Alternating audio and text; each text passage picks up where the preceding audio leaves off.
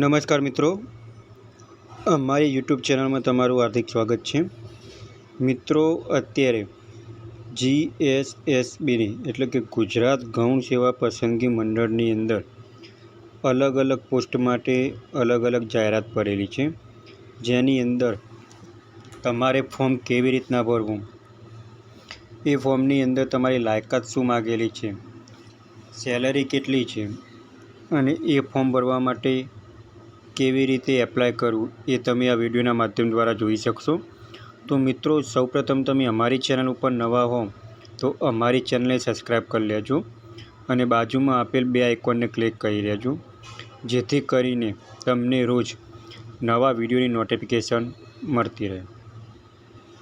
તો મિત્રો, સૌપ્રથમ તમે marugujob.com કહીને વેબસાઇટ ઓપન કરશો તો એની અંદર તમને જોવા મળશે કે GSSB recruitment for warriors post 2024 એટલે કે ગુજરાત ગૌણ સેવા પસંદગી મંડળની અંદર જે જાહેરાત પડેલી છે એની અંદર કુલ થઈને કેટલી જગ્યાઓ છે, તો ટોટલ પોસ્ટ અહીંયા તમારે પોસ્ટ પ્રમાણે રહેશે અને આ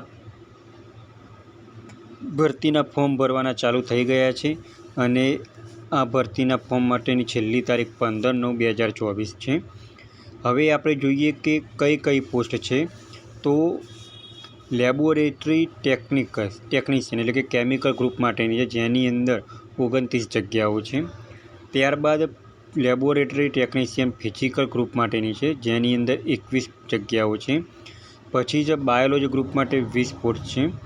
ફોરેન્સિક સાયકોલોજી ગ્રુપ માટે 3 પોસ્ટ છે. કેમિકલ ગ્રુપ માટે 13 જગ્યાઓ છે. ફિઝિકલ ગ્રુપ માટે 9 જગ્યાઓ છે. બાયોલોજી ગ્રુપ માટે 8 જગ્યાઓ છે. ફોરેન્સિક સાયકોલોજી ગ્રુપ ક્લાસ 3 માટે 2 જગ્યાઓ છે. સાયન્ટિફિક આસિસ્ટન્ટ કેમિકલ ગ્રુપ માટે 7 જગ્યાઓ છે. ફિઝિકલ ગ્રુપ માટે 36 જગ્યાઓ છે, જે સાયન્ટિફિક આસિસ્ટન્ટ માટેની છે. બાયોલોજી ગ્રુપ એટલે 11 પોસ્ટ છે, જે સાયન્ટિફિક આસિસ્ટન્ટ માટેની છે. એવી તમામ અલગ અલગ જગ્યાઓ માટે અલગ અલગ પોસ્ટ છે. હવે આની અંદર તમારી લાયકાત શું માગેલી છે, તો મિત્રો તમારી લાયકાત મિનિમમ BSc કરેલું હોવું જોઈએ અને આ ફોર્મ ભરવા માટે તમારી મિનિમમ ઉંમર 18 થી 37 વર્ષની હોવી જોઈએ. હવે આ ફોર્મ ભરવા માટેની એપ્લિકેશન ફી જે લોકો જનરલ કેટેગરીની અંદર આવે છે તેવા લોકો માટે 500 રૂપિયા છે અને જે લોકો SC category, ST category, PW અને EWS કેટેગરીની અંદર આવે તેવા લોકો માટે 400 રૂપિયા ફી છે. હવે આ માટે તમારે એપ્લાય કેવી રીતના કરવું, તો એપ્લાય કરવા માટેની ઓનલાઈન લિંક તમારે ફોર્મ એપ્લાય ઓનલાઈન કરવા માટેની લિંક તમને વિડીયોના ડિસ્ક્રિપ્શનમાં આપેલી છે. હવે જો તમારે વધારાની માહિતી જોઈતી હોય તો અહીંયા તમે નોટિફિકેશન પર ક્લિક કરશો તો અહીંયા તમે માહિતી જોઈ શકશો કે કાસ્ટ વાઇઝ કુલ કેટલી જગ્યાઓ છે અને તમારે બીજી વધારાની માહિતી જોઈતી હોય તો પણ આ નોટિફિકેશનની અંદર તમને મળતી રહેશે. હવે મિત્રો, આ ફોર્મ ભરવા માટે તમારે એપ્લાય કેવી રીતના કરવું, તો એપ્લાય કરવા માટે તમને વિડીયોના ડિસ્ક્રિપ્શનમાં ઓનલાઈન લિંક આપેલી છે અને અહીંયા આપણે વિડીયોના માધ્યમ દ્વારા પણ જોઈ શકશું કે એપ્લાય કેવી રીતના કરવું. તો તમારે એપ્લાય કરવા માટે સૌપ્રથમ તમે ઓજસમાં રજિસ્ટ્રેશન કરેલું હોવું જોઈએ અને જો રજિસ્ટ્રેશન ના કરેલું હોય તો સ્કીપના માધ્યમ દ્વારા પણ તમે ફોર્મ ભરી શકશો. અહીંયા આપણે એપ્લાય ઓનલાઈન પર ક્લિક કરીએ તો આ રીતના તમારે ઓજસની મેન વેબસાઇટ આવી જશે, જેની અંદર તમારે ગુજરાત ગૌણ સેવા પસંદગી મંડળ ઉપર ક્લિક કરવાનું રહેશે અને ત્યારબાદ તમે જે લાયકાત ધરાવતા હોય એ લાયકાત માટેની પોસ્ટ તમારે સિલેક્ટ કરવાની રહેશે. અહીંયા ફોર એક્ઝામ્પલ તરીકે હું કોઈપણ એક પોસ્ટ સિલેક્ટ કરું છું, જેની અંદર મેં એપ્લાય કર્યું. ત્યારબાદ તમારે આ રીતના ઇન્ટરફેર બતાવશે અને એપ્લાય ના ઉપર તમારે ક્લિક કરવાનું છે. જો તમે ઓજસ ઉપર રજિસ્ટ્રેશન કરેલું હોય તો અહીંયા તમારે રજિસ્ટ્રેશન નંબર અને બર્થ ડેટ નાખવાની રહેશે અને ત્યારબાદ તમારે એપ્લાય વિથ OTR આપવાની રહેશે. અને જો તમે રજિસ્ટ્રેશન ના કરેલું હોય તો તમારે સ્કીપના માધ્યમથી ફોર્મ ભરવાનું રહેશે.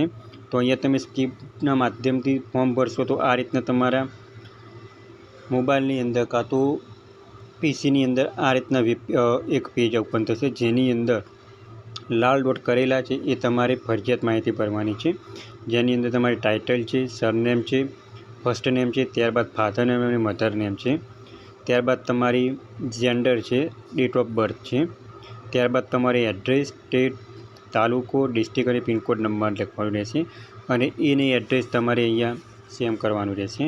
ત્યારબાદ તમારો મોબાઈલ નંબર, ઈમેલ આઈડી નાખવાનું રહેશે.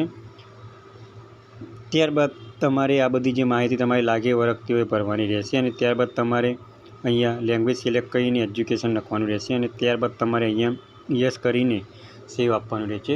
જેવું તમે સેવ આપશો તો તમારે એપ્લિકેશન નંબર આવશે અને એ એપ્લિકેશન નંબર આવ્યા બાદ તમારે અહીંયા ફોટો અને સિગ્નેચર અપલોડ કરવાનું રહેશે અને એ ફોટો તમારે 15 KBથી વધારે ના હોવું જોઈએ સાઇઝ અને સિગ્નેચર પણ તમારે 15 KBથી વધારે ના હોવી જોઈએ. અહીંયા તમે એપ્લિકેશન નંબર, બર્થ ડેટ નાખી અને કેપ્ચર કોડ મારશો ને ઓકે આપશો તમારે અહીંયા ફોટો અને સિગ્નેચરનું ઓપ્શન આવશે. ત્યારબાદ તમારે કન્ફર્મ કરવાનું રહેશે. અહીંયા તમે કન્ફર્મ ઉપર ક્લિક કરશો તો તમારી એપ્લિકેશન નંબર અને બર્થ ડેટ નાખીને કેપ્ચર કરીને તમે ઓકે આપશો ત્યારે તમારું ફોર્મ કન્ફર્મ થશે. ત્યારબાદ તમારે કન્ફર્મેશન નંબર નાખીને તમારે ઓનલાઈન ફી ભરવાની રહેશે. જે તમારે ઓનલાઈન ફી કેટલી છે તમે અહીંયાથી જોઈ શકો છો. અહીંયા તમે સિલેક્ટ જોબ કરવાનું રહેશે.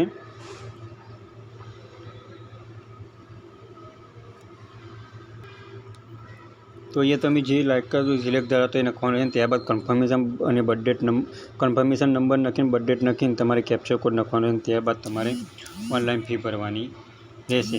તો મિત્રો, જે મિત્રો BScની લાયકાત ધરાવે છે તેવા મિત્રોની આ વિડીયો આગળ શેર કરો અને રોજ ગવર્મેન્ટ જોબના ભરતીના વિડીયો અને ટેકનિકલના વિડીયો જોવા માટે અમારી ચેનલને સબસ્ક્રાઈબ કરતા લો.